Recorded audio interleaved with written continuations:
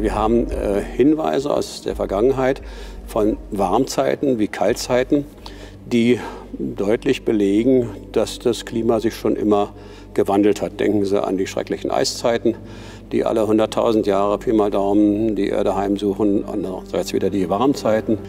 Und wenn man das vergleicht und sieht, dass es also a. wesentlich stärkere Erwärmungen wie auch Abkühlungen gab, auch in kürzerer Zeit, dann ist die heutige Erwärmung erstens nicht besonders groß und nicht besonders schnell. Und jetzt ist die zweite Frage, kann man die dem Menschen zuordnen? Und da sagen wir, dafür gibt es keinen Beleg. Man kann natürlich eine Hypothese aufstellen, die das CO2, also das Kohlendioxid, zum Inhalt hat als Treiber. Aber es gibt keine Korrelation zwischen der Temperatur und der Konzentration des CO2 in der Atmosphäre. Dass es ganz natürliche Ursachen haben kann, das wird massiv geleugnet. Man tut so, als ob wir ein Anrecht auf ein konstantes Klima, Temperatur, es geht ja fast nur um Temperatur, hätten. Wobei die Vergangenheit uns lehrt, dass das ganze Gegenteil der Fall ist.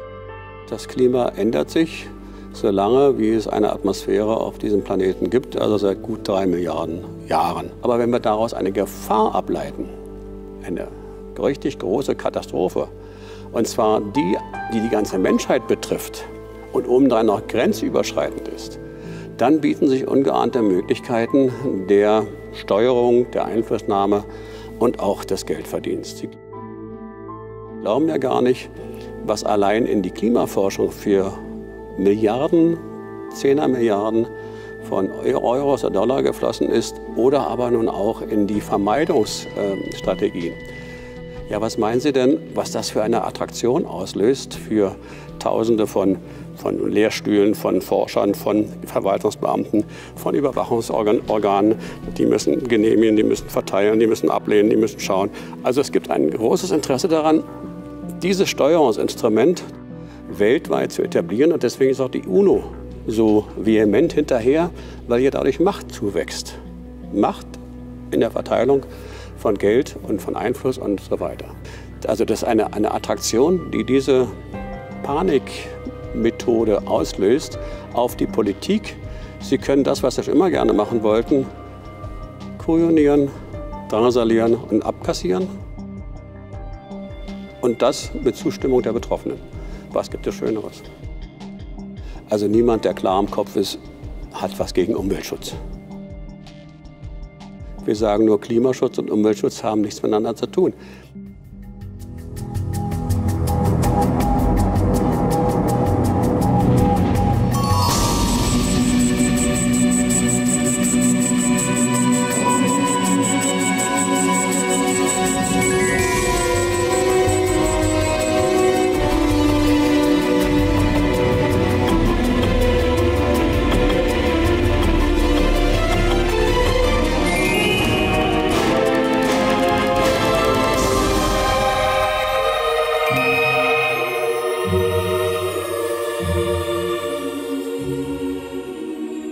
Let's create a more accurate picture of where we really stand on the issue of global warming, or, as it is now called, climate change. There are basically 3 groups of people dealing with this issue. Groups 1 and 2 are scientists. Group 3 consists mostly at its core of politicians, environmentalists, and media. Group 1 is associated with the scientific part of the United Nations International Panel on Climate Change, or IPCC Working Group 1. These are scientists who mostly believe that recent climate change is primarily due to man's burning of fossil fuels, oil, coal, and natural gas. This releases CO2, carbon dioxide, into the atmosphere, and they believe this might eventually dangerously heat the planet. Group 2 is made up of scientists who don't see this as an especially serious problem. It's the group I belong to. We're usually referred to as skeptics. We note that there are many reasons why the climate changes: the sun, clouds, oceans, the orbital variations of the Earth, as well as a myriad of other inputs. None of these is fully understood, and there is no evidence that CO2 emissions are the dominant factor. Here's where Group 3 comes in: the politicians, environmentalists, and media. Global warming alarmism provides them, more than any other issue, with the things they most want. For politicians, it's money and power. For environmentalists, it's money for their organizations and confirmation of their near religious devotion to the idea that man is a destructive force acting upon nature. And for the media, it's ideology, money, and headlines. Doomsday scenarios sell. Unfortunately, Group 3 is winning the argument because they have drowned out the serious debate that should be going on. But while politicians, environmentalists, and media types can waste a lot of money and scare a lot of people, they won't be able to bury the truth. The climate will have the final word on that.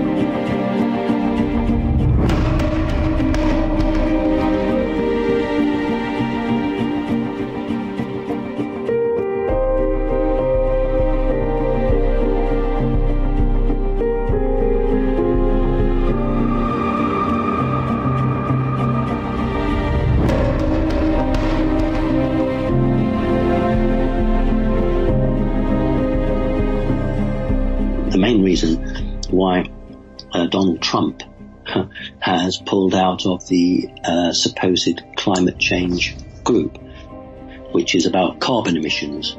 And in fact, Donald Trump has called global warming a load of nonsense. He's actually right in the sense that global warming is not the heating of the atmosphere through carbon dioxide and gases. It's because the sun, our star, is increasing its vibrational rate in terms of the light that it bathes all the planets in the solar system with, and that's why all the planets in the solar system are heating up. It's got nothing to do with gases. It's to do with what we call the shift or the event. In order to raise the vibration of the planet and the human race, it is the star. Each solar system should have a star. In fact, it should have a binary, 2 stars. But that raising of the vibration is due to the star, the sun. So the best way for the elite to prevent humanity evolving is to start spraying a different type of material into the atmosphere, which they hope will reflect this higher bandwidth of light.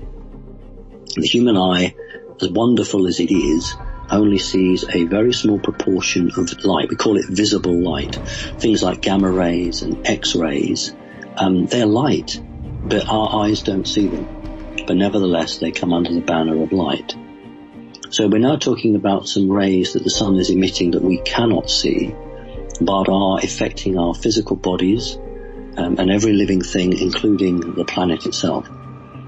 Now, if the elite can spray this stuff into the sky, which they're doing, they can't stop it, but they can slow down the development. And that's what all these chemtrails are about at the moment.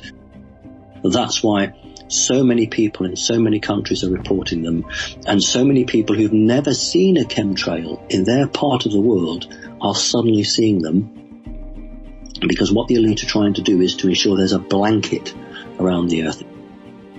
They don't want holes where the energy can come through easily.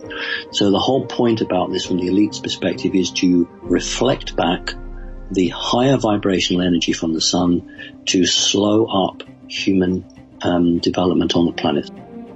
So that's very important, and it's one of the key battles that's being fought.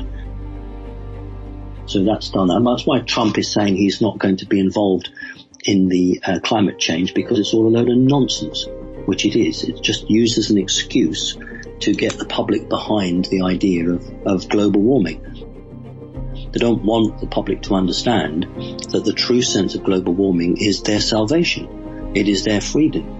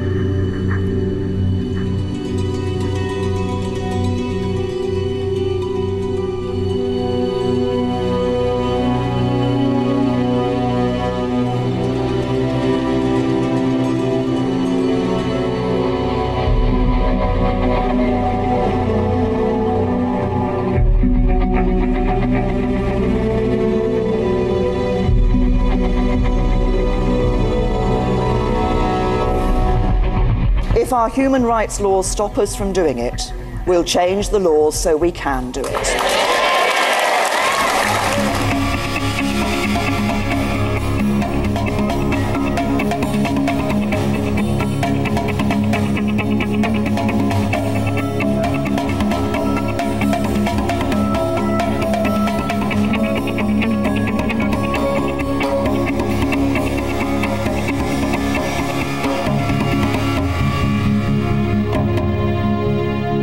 The power elite of the world that is behind the so-called New World Order are trying to terrorize the Western world with state-sponsored terrorism, with all of these alleged terror attacks, getting us into a feeling of absolute panic and begging for protection, turning towards the ones that we think are there to protect us, not understanding that it's actually them doing it to us.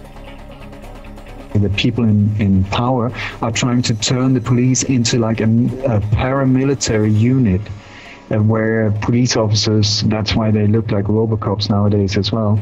They're trying to get us to think that it's normal that a police officer come driving down in a tank or something like that down the street.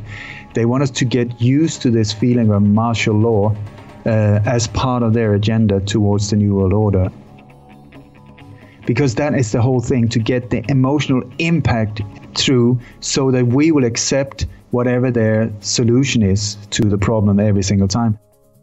More and more militarized police, more and more security, more and more CCTV cameras, more and more airport security scanners, you name it. I believe what we're seeing in Europe now is what I call the Eurospring, where these countries cannot be destabilized with a revolution because we're just too well off and too lazy and too comfortable and so on. So a revolution is not the way to destroy these nations.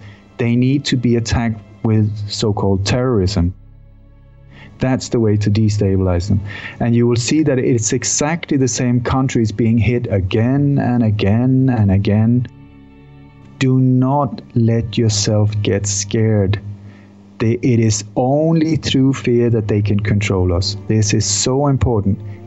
And anytime something horrific happens, or you're told that something horrific happens, ask yourself, who benefits from me believing this?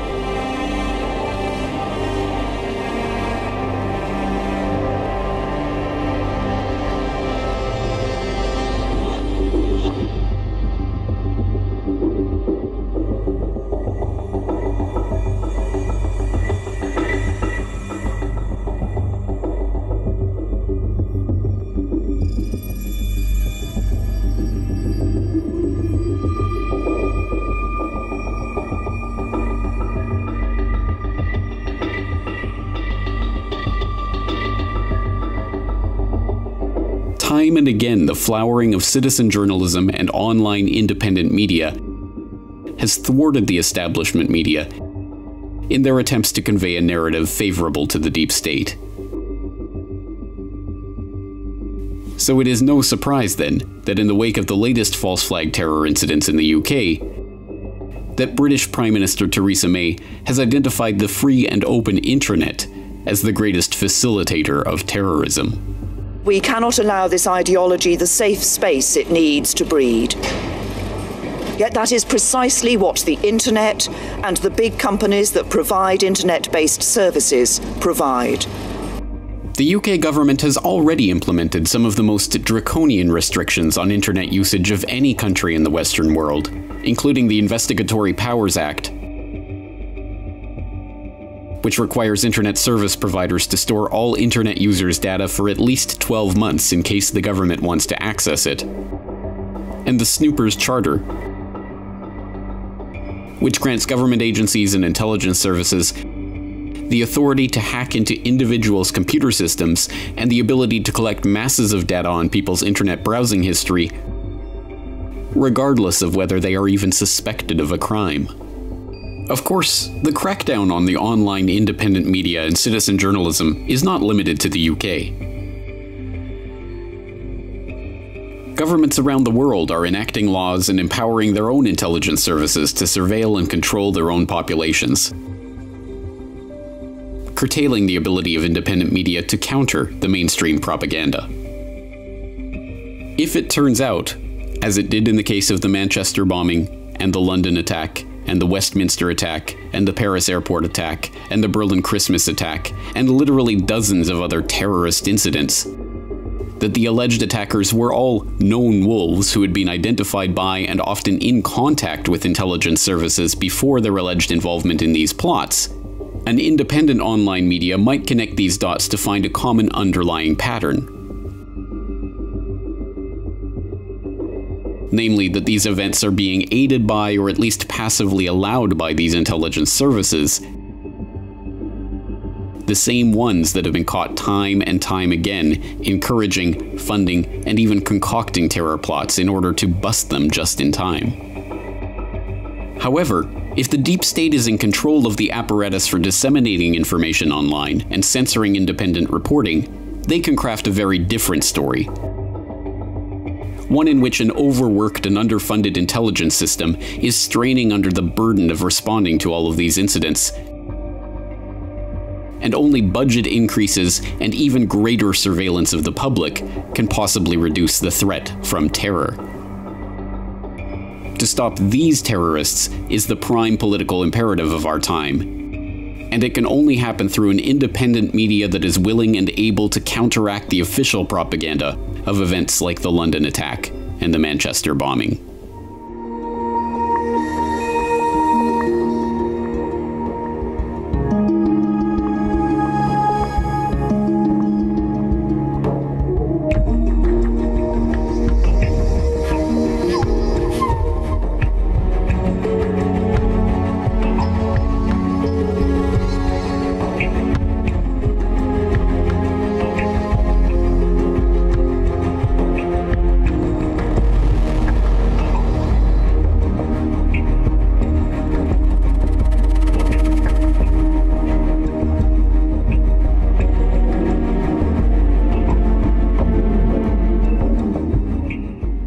This tension has been brewing for quite a while.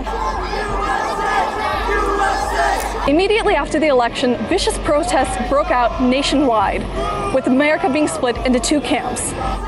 Angry liberals, eager to denounce that Trump was not their president, came face to face with Trump supporters ready to defend their choice. And America hasn't been given the slightest chance to unite, with hate becoming the new norm promoted on all levels.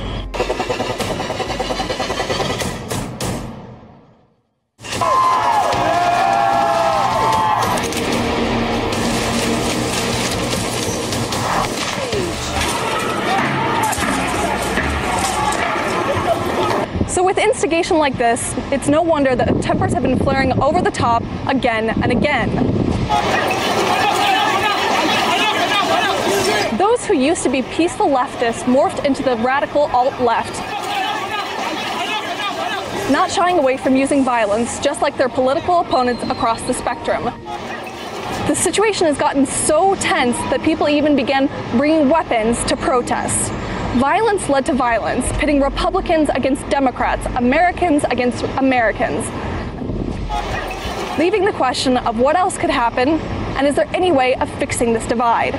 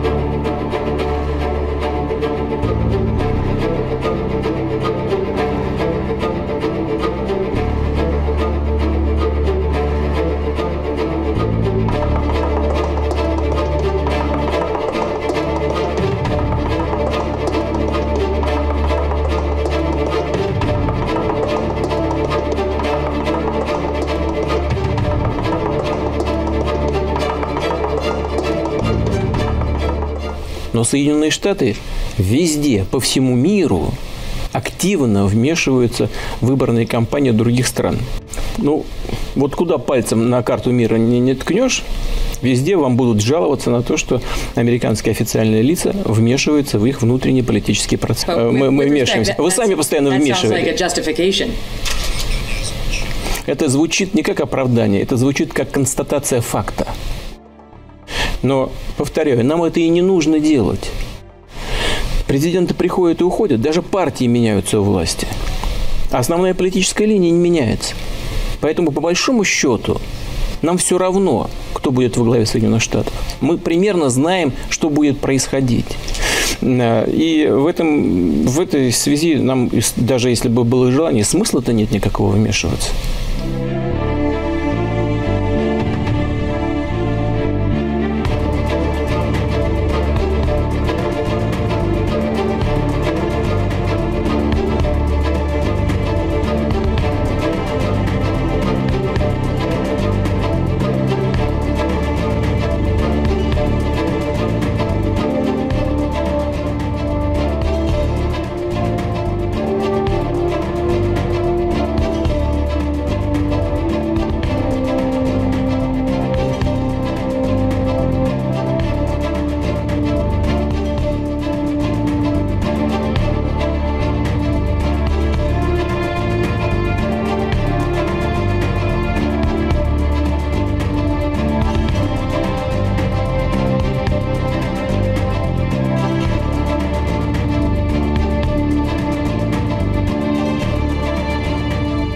Сейчас нет ни Варшавского договора, ни Советского Союза, а НАТО существует.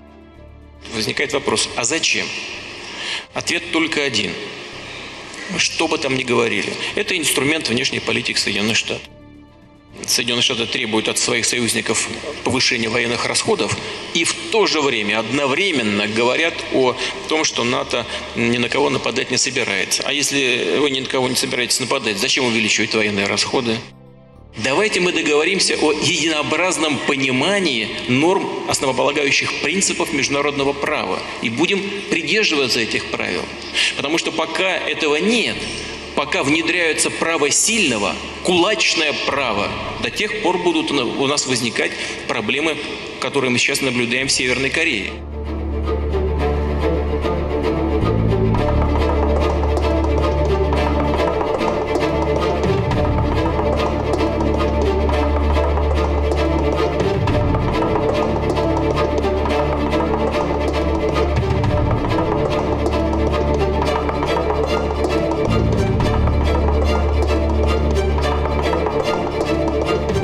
Понимаете, я уже общался и с одним президентом США, и с другим, и с третьим. Президенты приходят и уходят, а политика не меняется. Знаете почему? Потому что очень сильна власть бюрократии. Вот человека избрали, он приходит с одними идеями. К нему приходят люди с кейсами, хорошо одетые и в темных, как у меня, костюмах, но только не с красным галстуком, а с черным или с темно-синим. И начинают объяснять, как нужно делать. И все сразу меняется, понимаете? Это происходит от одной администрации к другой.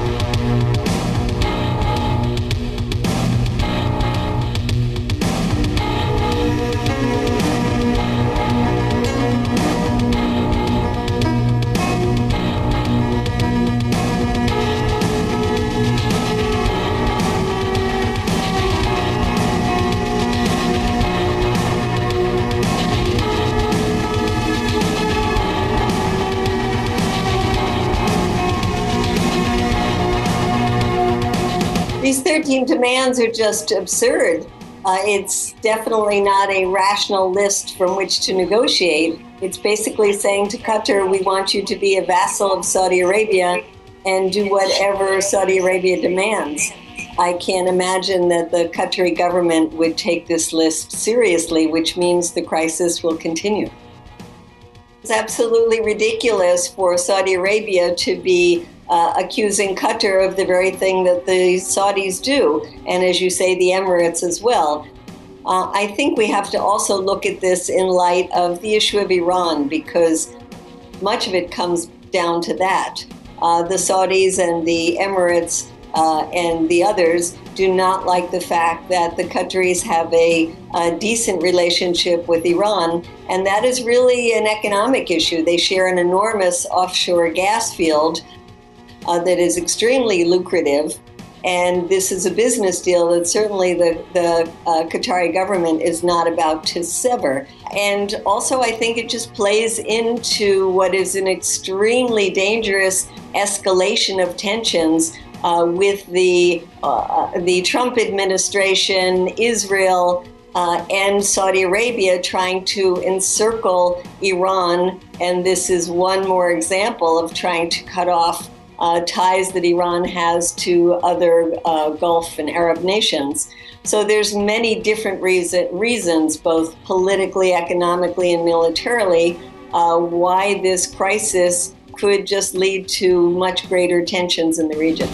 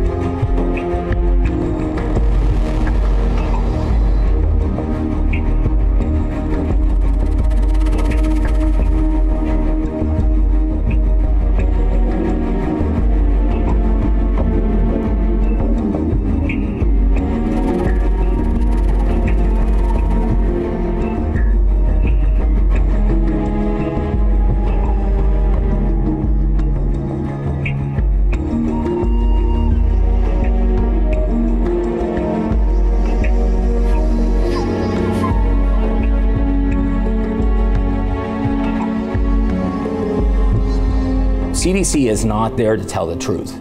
They are a risk management organization, and they are there to basically produce studies that will sway the opinion towards what CDC wants the public to do, and that is to uptake all of the vaccines that they're recommending on the schedule. So as a pediatrician, you're trained to believe that the CDC is the top. And so we just accepted what they fed us without questioning, right? So that's where I was when I got out of medical school, and that's where I was for the first few years of my practice. That all changed in 2001 when they pushed the Hep B onto newborns because it made no sense. It is scientifically illogical and absolutely insane to inject that much toxin into a baby who doesn't even get any protection from the vaccine. Many employees of the CDC end up in industry. You know, case in point, Dr. Julie Gerberding, who was the director of the CDC, took a very lucrative position as the head of the vaccine division in Merck. She, you know, was given stock options in the millions. There's actually a revolving door between the CDC and the vaccine industry. I could cry for all the children that I've seen damaged in the 35 years I've been doing this work. Catastrophically damaged. Children who will never be able to function in any meaningful way. Families absolutely destroyed by the impact of vaccines. And meanwhile, we have a medical profession and governments who are not only ignoring the crisis, but they are keeping a lid on it, on the corruption and the fraud that has existed in the science that has allowed this to continue on and on. People who have sworn to protect the health of the children of this country. It's not just that they're neutral on this, they have actually undertaken, as part of their professional and moral obligation, to be responsible for the protection of the health of the children of this country, and quite the opposite. Quite the opposite. They are deliberately, knowingly, and recklessly putting them at risk of a major, lifelong, debilitating disease. Every population where those kids are getting vaccinated is currently being devastated by these toxic effects of the vaccine, and an industry that knows it is essentially committing what we have to call medical genocide. There are very, very strong financial incentives for doctors to get their patients to comply with the CDC schedule. Doctors are punished financially and very dramatically. Nobody was making money on vaccines when I was a boy. They were essentially a civic duty by the vaccine companies, by the pharmaceutical industries, but suddenly the industry realized now we have a product that the federal government is going to order 100 million or even 200 million people to buy. The profit margins are huge. There's no advertising cost, there's no marketing cost, and there's no liability. So there was a rush, a gold rush, to put new vaccines onto the schedule. And the group within the CDC that made the decision about which vaccines to add, you know, in a perfect world, that would have been a group of kind of geeky scientists who were completely preoccupied with public health outcomes, and that's what it used to be. By 1989, CDC's structure had changed, and almost all of them have some financial ties or conflicts of interest to the industry. People need to see the CDC, at least as it is today, as just a marketing branch of pharma. So their job, and you can even look at their mission statement, it's to promote vaccines, right? And if we could just change their mission to promoting healthy children, right? Let's get healthy people, a healthy society, healthy children, and look at vaccines, are they helping or not? And that's what hasn't been done.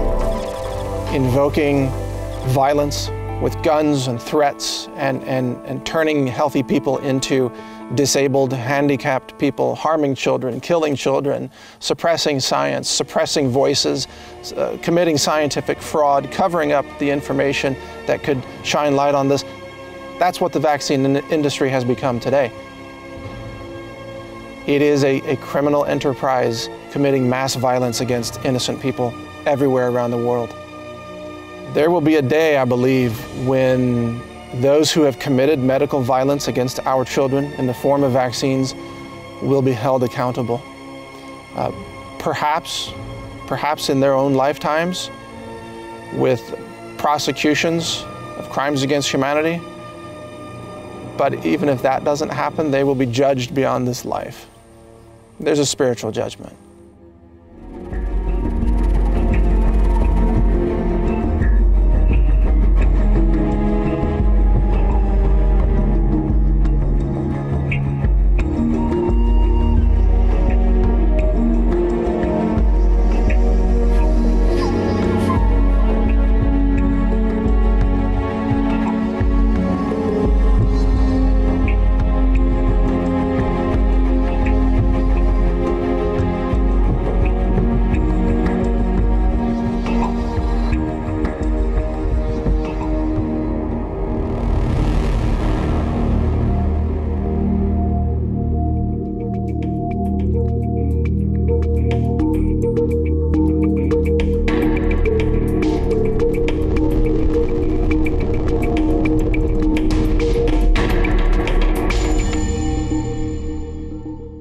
I believe that it is a moral imperative to fight for choice in vaccines and to tell the truth about vaccines, including both the benefits and the risks. They want to have 90% of the population vaccinated with flu shots, DPT shots, MMR. One of the steps in the goals is to take away your right to refuse. And in 2010, the Gates Foundation put up $10 million to start this to be the decade of vaccines. We're at 2017, we only have 3 years left for people to become really aware of this and get involved in not allowing this to happen in the future. There's viral vaccines, there's bacterial vaccines, and the vaccines can be grown in human as well as animal tissue. Some examples are chicken fibroblasts and embryos, chicken retinal and kidney cells, monkey and dog kidney cells, human embryonic tissue, lung tissue specifically, the fibroblasts found in aborted human fetal tissue. The problem is that now we're finding that these substrates also contain other harmful additives like glyphosate. So glyphosate, which is Roundup, which is a pesticide made by Monsanto, is making its way into the vaccines as well. Something is happening to the brains of our children. Learning disability is not a given. Low tone, weak muscles, lack of coordination, not sitting still, not focusing, not paying attention, these are not things that are a given. They are only happening because something is irritating, inflaming, agitating the brain and interfering with the way in which the brain is supposed to properly, sequentially develop. The aluminum in vaccines is in such a structure that it can easily pass into the brain and bring with it viruses and bacteria. The pharmaceutical industry uses particles like aluminum that are in vaccines to attach to drugs, to get them to go across the blood-brain barrier, because drugs don't go across the blood-brain barrier otherwise. But the aluminum is being found to stay inside the cells for years. We have a mechanism for avoiding toxicity when you take it orally. You bypass those when you inject. And so this is why it is vital that we start looking at the aluminum content of vaccines the same way we did for mercury, thimerosal, because we are far exceeding the safe doses.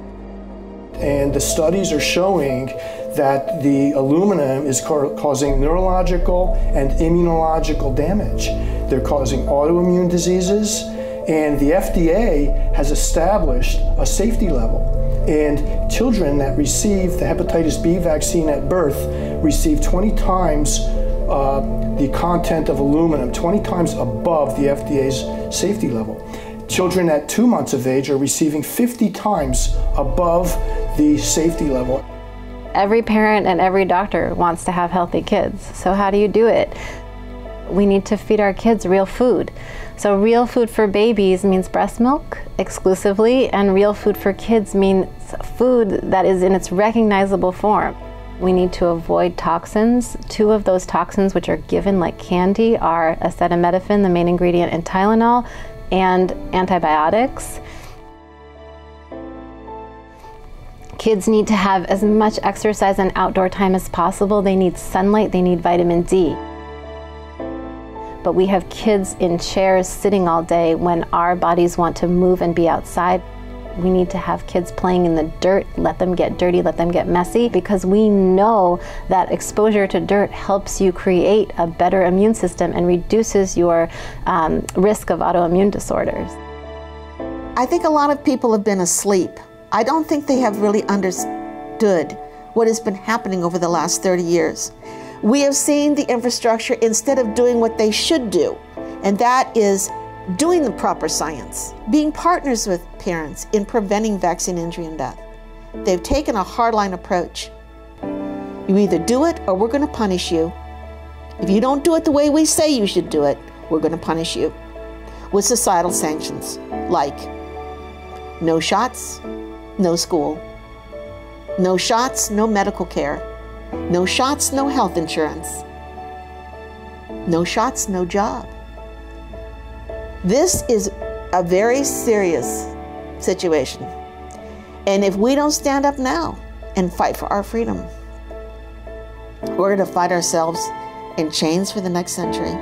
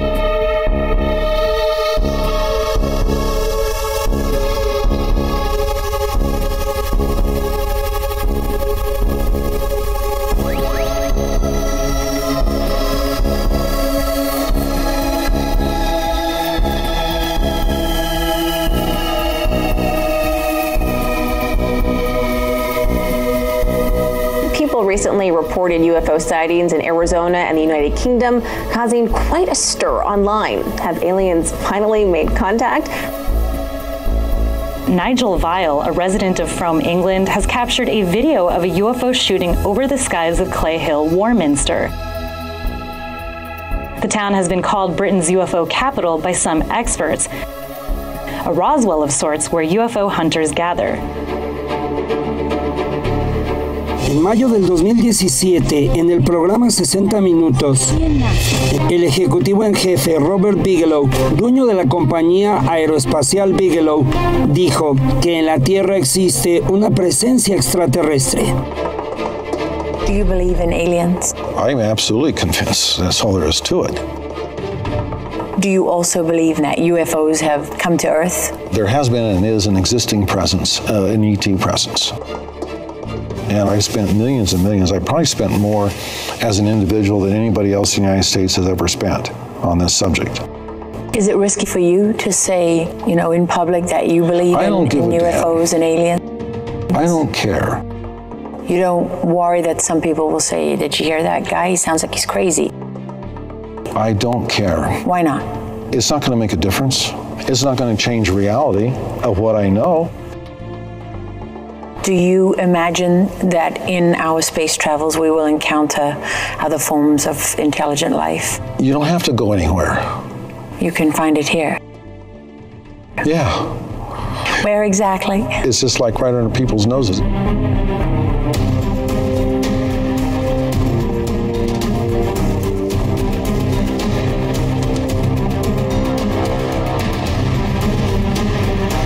Aliens and the Illuminati are well along in their final plans to take over the planet. In addition to creating and cloning millions of hybrids, they are seeking to robotize the human population through the transhumanist agenda so that it can be controlled electronically as well as from the fourth dimension. The goal is to eliminate as many humans as possible who are motivated from spiritual sources. When the human population that remains is vastly outnumbered by the hybrids and the dehumanized robots and slaves, we will become annexed to the alien empire. Essentially, we are a slave race already. We're completely run by banking, the media, Hollywood. All that is controlled by the Illuminati, who are part reptilian and part human, and they dominate in all those fields. So we are basically being kept here under a blanket, unable to reach out to the higher dimensions. It's all about mind control. That's how they control us, essentially. And they perfected a lot of those techniques already. They convinced Eisenhower that in 1954 that if he would allow them to abduct humans, in return they would give us tremendous technology, especially anti-gravity technology, which the Air Force people wanted very badly. And that was the deal. And the abductions are done by their slave race, the Greys. The Greys do the work for them. They create a hybrid body, which consists of DNA from the reptilians and the Greys and the human people. That creates a physical body that essentially cannot accommodate a human soul, spiritual humans. So all hybrids are essentially aliens. And even though the hybrids fit into human society and they can even fit into human workforces, they still are not human. So they're tied together with the reptilians. And therefore they're going to carry out the reptilian agenda. So we have the reptilian brain, and that's a problem. That's a problem because that makes us aggressive. That makes us sometimes hate-filled. And we have to conquer those feelings. But once we do and have it under control, then of course we've reached our goal. So we have the reptilian brain, but we also have the overlay of the mammalian brain and the rational brain, and they really are what keeping us. They are really what keep us civilized. But also, there's a very other important factor here. The reptilians do not have what we know as a heart or a loving capability. They don't have a heart chakra. They don't even know what it is to love. And basically, that's why they are essentially afraid of us. Because they know that if we actually develop that capability, their days on this planet are finished. They just understand domination and conquering other civilizations. The humans are able to love, and love is the key to our basic eventual victory.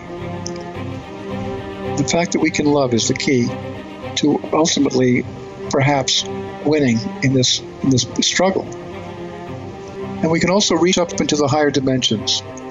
If we're allowed to do it, if we're not blanketed and we're not controlled, which we are mind controlled. But if we weren't, we would be able to bring down many more of the fifth and sixth dimensional capabilities. The reptilians know they have to keep us in lower consciousness in order to stay in control. Right. So they distract us. They distract us with the media, with Hollywood, with toys and devices to keep us away from our expanding to what they know will eventually endanger them. And so keeping us dumb and dumber is the goal. The whole name of the game now is expanding our human consciousness so that we can basically achieve our destiny, which is to be a very, very advanced race on this planet. And they have blanketed us on this planet to keep us from achieving space travel and going to Andromeda and going to the Pleiades, because they know that once that happens, it's all over for them. And the key to that is expanding the human consciousness. Once we do, as a race, reach expanded consciousness, the reptilians will no longer have any control over us. Your own consciousness is the most potent weapon that is available to you at the present time to change the level of your consciousness from linear thinking to multidimensional awareness. Your secret weapon, your ace in the hole, is that you are not hive mind collective thinkers.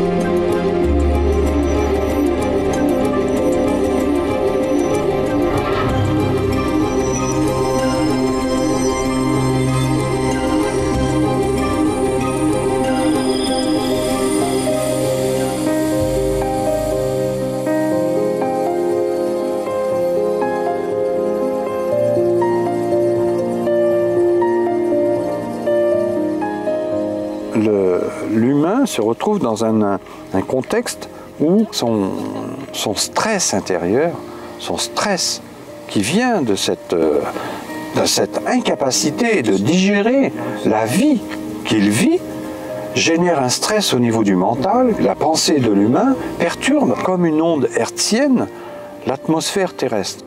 On a aussi bien un pouvoir de perturbation, mais aussi un pouvoir de réharmonisation.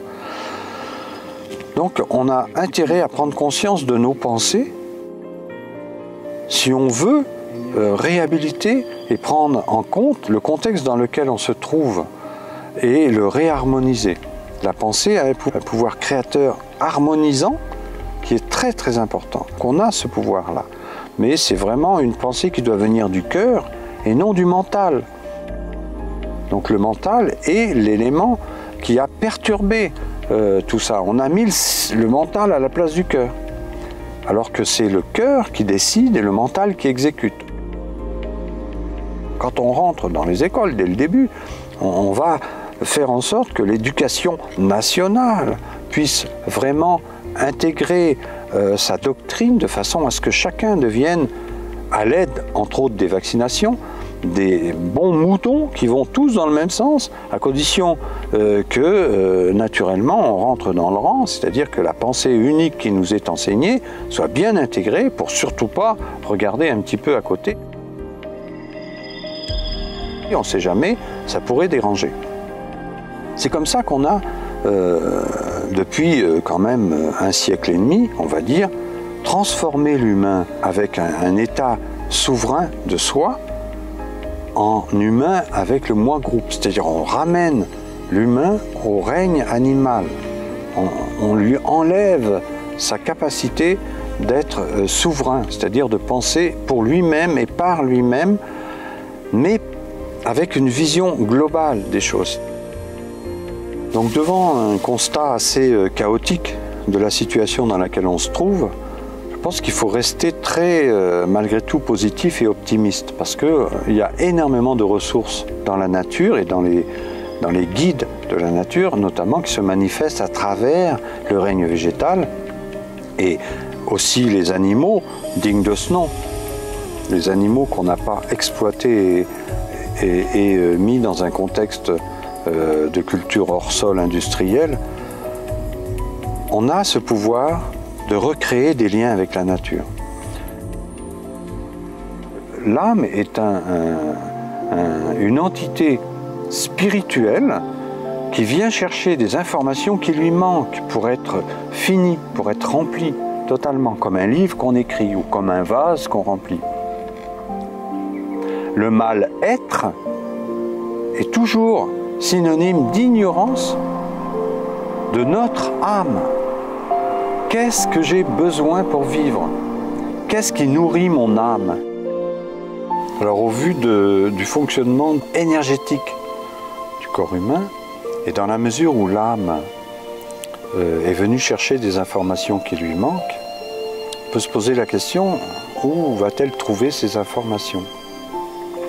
Donc c'est vrai, ce qui nourrit vraiment notre âme, c'est par exemple le rire d'un enfant, le parfum d'une rose, l'eau d'un ruisseau, une source qui coule, voilà, la beauté d'un soleil levant, la goutte de rosée, etc. etc. Il n'y a que l'embarras du choix pour comprendre ce qui nourrit notre âme. Il ne faut pas oublier que la joie est la nourriture de la terre, c'est-à-dire qu'à chaque fois qu'on ressent un phénomène de joie, on va nourrir l'ensemble de notre environnement terrien. Et si la conscience de la joie se répandait sur Terre à la place de la conscience de la guerre, peut-être que ça modifierait très rapidement le climat, c'est-à-dire l'atmosphère. Quand on dit qu'il y a une atmosphère, eh bien l'atmosphère terrestre n'est peut-être pas en ce moment l'atmosphère joyeuse. La joie est vraiment la nourriture de la Terre. Et on a énormément de possibilités de transmettre la joie. Avant, les fêtes cardinales, qui étaient joyeuses avec des danses folkloriques qui accompagnaient les saisons, avec les travaux des champs, avec les récoltes et tout ça, comme la Saint-Michel, Pâques, Noël, la Saint-Jean, tout ça c'était des fêtes joyeuses. C'était ça qui nourrissait la terre. Maintenant, c'est plutôt malheureusement les formations de 20h et de 13h. Bon, c'est pas toujours joyeux, on pourrait dire c'est jamais joyeux. Donc la joie étant la nourriture de la terre, je pense que c'est très important de prendre conscience qu'on doit nourrir la terre par la joie. Voilà, la joie et l'amour. Amour et gratitude. Remercier la terre en permanence. C'est grâce à elle qu'on existe. Grâce à elle que nos enfants pourront vivre librement.